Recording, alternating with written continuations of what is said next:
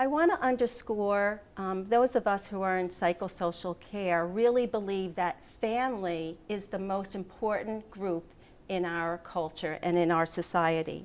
And families serve a very important role. There's important functions and tasks that we ask upon our families. To name a few is families nurture children, families teach societal rules and mores, families provide social interactions, and families provide a sense of belonging. So family dynamics pertain to everything from who does the cooking, who arranges the social activities, how decisions are made, who's the disciplinarian in the family, whom talks to whom, what's the degree of cooperation or conflict in a family, and how close are family members. Now, keeping in mind that the family is a very important group in our society and has these very important tasks or functions that they need to perform, in order to accomplish those tasks, the members will take on different roles. Some of the commonly recognized roles would be who's the nurturer, who's the disciplinarian, who's the main financial provider. But there's other roles that maybe you're not so familiar with, like, is there a family clown? Is there a family peacemaker? Is there a family communicator? You know, the person who kind of plays telephone and gets the information and then is responsible for, you know, passing it along to everybody else. Is there a family historian? And then we have these other titles to roles, such as, is there a black sheep in the family? Or does the family have a shining star? And as we think about these roles in families, one of the questions, or what I'm looking for as I get to know patients and families, is, does everyone in the family understand what everyone's role is? Well, first of all, do they understand what their role is? And do they understand what everyone else's role is? And while that may seem common sense, I have to tell you, when I work with families and I'm sitting with an adult child or getting a history or just getting to know them, sometimes they'll say, well, I didn't know my brother did that. I thought my mother was still doing that. So the roles are not always clear. So that's a question that I like to know is, do the family members know what their role is, and do they know what everyone else's role is?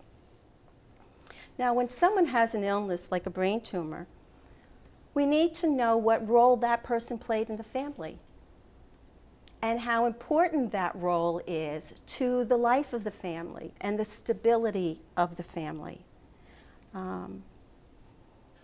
We know that the more important the role is, the more challenges that family is going to face to stabilize themselves and come to a place of what we call the new normal.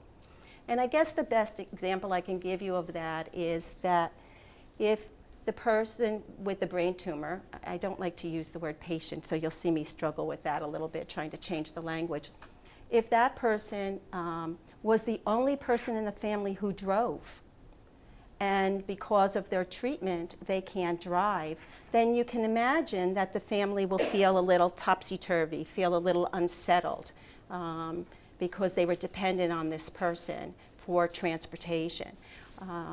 If the role of the person with the brain tumor was the caregiver of young children or grandchildren, and whether temporarily or more permanently can continue in that role, it will take a while for the family to adjust, to figure out who now is going to step into that role and assume those responsibilities, whether it be on a temporary basis or a permanent basis.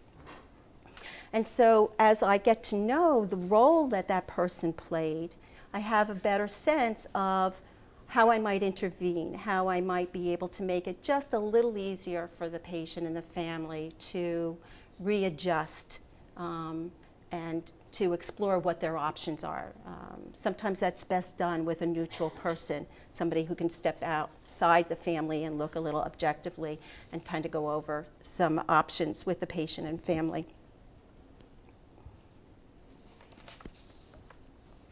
Now, we know that a serious illness brings change, and families and patients that have just a little easier time in adjusting to the change are those that have a support system.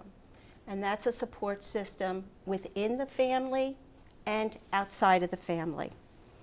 So when I'm interviewing a patient and family, I ask about their support systems. And I have to tell you, fortunately, many will say that they have supports. And my next question is, are you willing to use your supports?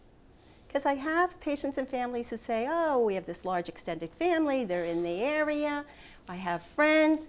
And so I say, well, would you be willing to reach out to them and ask them to bring you for your appointment to see the doctor? And sometimes they say no, because part of what goes on in this family, the rhythm of this family, is to be self-reliant, to sometimes be private. They don't like to impose on other people. So the first question is, do you have supports? The second question is, are you willing to utilize your supports? And if not, we can explore why that is. I get to know the families over time, and I get a sense of how close they are, and I don't necessarily mean geographically. Is there understanding and compassion in the family? Do they have a history of helping each other during challenges and at a time of change? Or is this a very new experience for them? Can they work together? What's the degree of cooperation?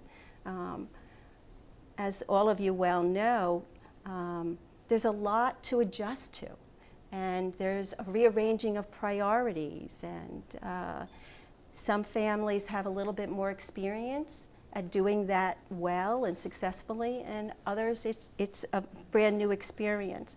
One of the things that comes to mind is just last week I was talking to a husband and wife, and in this area there's extended family up in North Jersey who are very supportive. They're about an hour away, but this couple's adult children live out of state. And yet they report tremendous support from these adult children, and one lives in Colorado and one lives in North Carolina. And one of the things they do in terms of being cooperative is the two adult children, they don't visit at the same time, so they can extend giving the support to their parents. So they've worked out that when one visits, one doesn't. And that's a little example of cooperating, and even if you're geographically at a distance, your family members can still feel your support by phone calls or little notes in the mail or packages or all kinds of ways to stay connected.